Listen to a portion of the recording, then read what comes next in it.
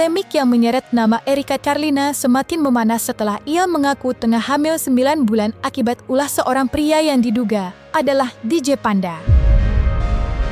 Kisruh ini rupanya belum menemukan titik akhir. Namun, situasi mulai sedikit terang benderang ketika DJ Panda akhirnya angkat bicara dan memberikan klarifikasi terkait kabar kehamilan Erika Charlina. Sebelumnya, DJ Panda sempat terkesan enggan dikaitkan dengan Erika. Namun kini, melalui sebuah video klarifikasi yang beredar luas di jagat maya, ia justru menyampaikan pernyataan yang berbeda dan mengejutkan publik. Klarifikasi tersebut pun menjadi sorotan warganet hingga memicu berbagai spekulasi.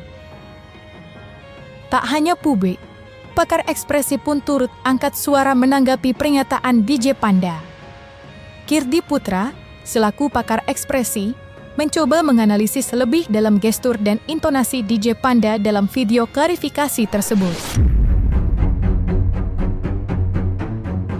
Ketika memberikan penjelasan ini, itu, dan sebagainya, ada terlalu banyak penanda yang menunjukkan bahwa dia di saat fase pertama tidak serius karena ada tarikan garis dari bibirnya itu adalah tarikan senyum. Hampir sebagian besar dari awal sampai akhir itu non-verbalnya.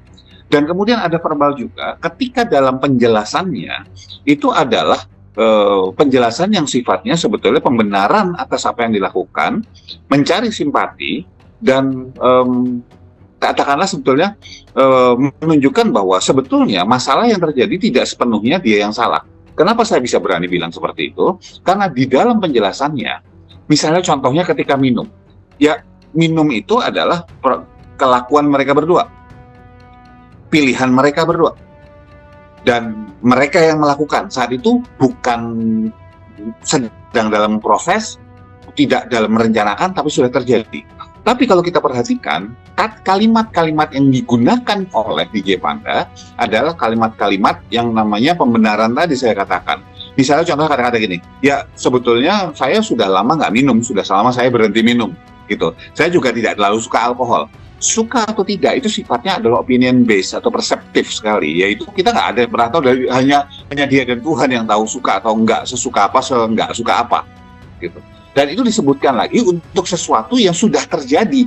Poinnya, faktanya adalah mereka berdua minum-minum, titik. Selain dianggap tengah mencari simpati melalui klarifikasinya, dalam analisisnya, Kirdi Putra juga mengindikasikan adanya upaya penggiringan persepsi yang dilakukan oleh DJ Panda. Hal ini terlihat saat DJ Panda menyebut bahwa dirinya sempat bermalam di kediaman Erika. Menurut Kirdi, pernyataan tersebut disampaikan bukan tanpa alasan, melainkan sebagai strategi halus agar publik tidak sepenuhnya memandang DJ Panda sebagai pihak yang paling bersalah dalam polemik ini. Itu juga nunjukin bahwa bukan saya sendiri loh, dia juga loh. Itu kan pembenaran. Bahwa benar bisa jadi memang benar, kata Alman benar, tapi itu adalah model pembenaran. Kemudian dibilang bahwa udah nginep di sini aja daripada pulang bahaya. Dia nggak sebut loh DJ Panda, dibilangin siapa, temennya Erika kah, atau siapa gitu. Seolah-olah itu adalah faktor di luar dirinya. Bisa saja dibilang itu adalah kata-kata di kepalanya DJ Panda sendiri misalnya. Ya, jadi kata-kata itu tidak jelas, tidak clear and nggak clear gitu, sehingga orang bisa berpersepsi bahwa oh yang nakal Erikanya doang nih, misalnya kayak gitu. Ya, buat saya permintaan maaf fase pertama, kalau kita sebut seperti itu permintaan maaf yang bukan permintaan maaf penuh dengan excuse, penuh dengan katakanlah tanda petik mengarahkan orang supaya berpikir bahwa DJ Panda itu nggak salah-salah amat.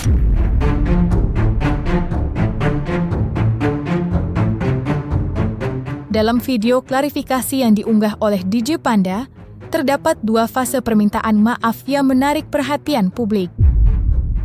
Pada fase pertama, Panda terlihat masih berusaha tenang namun kurang menunjukkan ekspresi penyesalan yang mendalam. Namun, pada fase kedua, sikapnya berubah drastis. Panda tampak lebih serius, dengan raut wajah yang menunjukkan kesungguhan happy saat meminta maaf. Ia pun secara terbuka mengakui kesalahannya kepada Erika Charlina dan kekasihnya, DJ Brevi, setelah sebelumnya sempat membuat situasi semakin panas dengan menebar ancaman. Lantas seperti apa penilaian Kirdi Putra selaku pakar ekspresi melihat rasa penyesalan DJ Panda? Kemudian permintaan fase 2 terlihat lebih serius. Tidak ada senyum, ya. Tapi kalau kita perhatikan, dia membaca. Tidak spontan seperti permintaan maaf fase pertama. Tahu dari mana? Lihat arah matanya. Kalau kita bandingkan fase 1 dengan fase 2, mata di fase 2 tuh gini. Ngelihat kemana-mana, gitu. Terus kadang ngelihat kamera, gitu. Permintaan maaf fase 2, nunduk, ngelihat. Itu ada panduan di situ. Nah, buat saya, kalimatnya juga secara verbal, permintaan maafnya 3 aspek ini disampaikan. Kalau yang kedua ya, fase kedua. 1, siapa yang minta maaf. 2, minta maafnya kepada siapa. 3, perihalnya apa dia minta maaf. Itu disebutkan.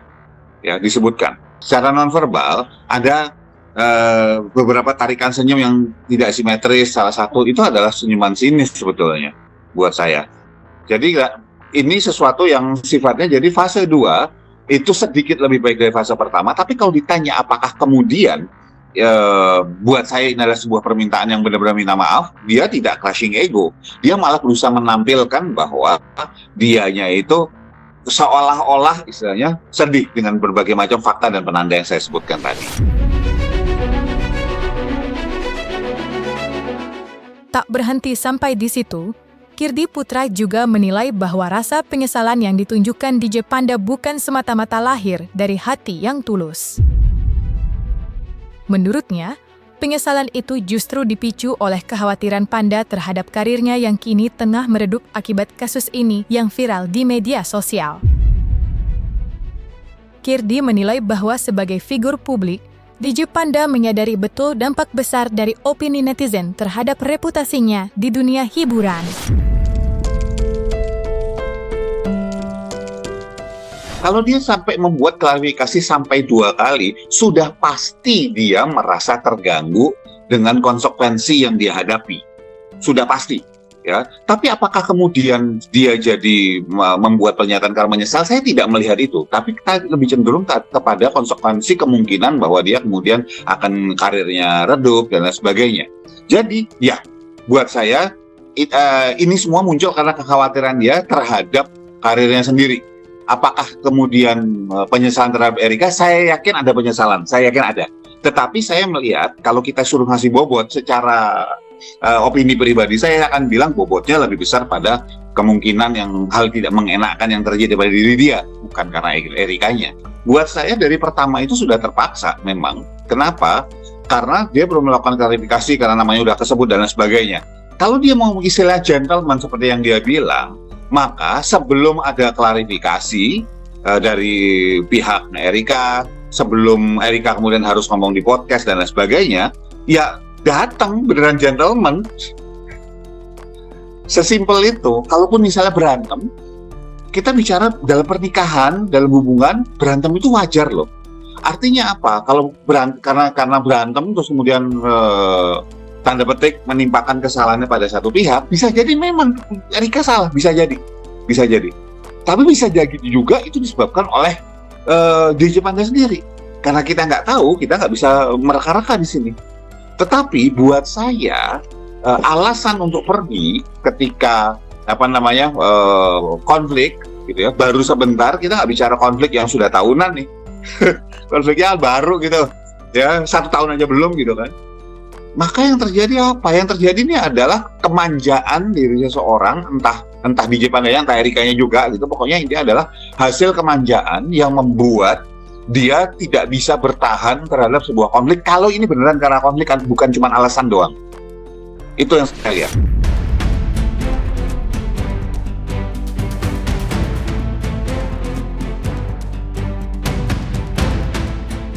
Nah, selesai sudah Cumi Lovers. Jangan lupa untuk like, subscribe, dan juga share channel YouTube Cumi Cumi.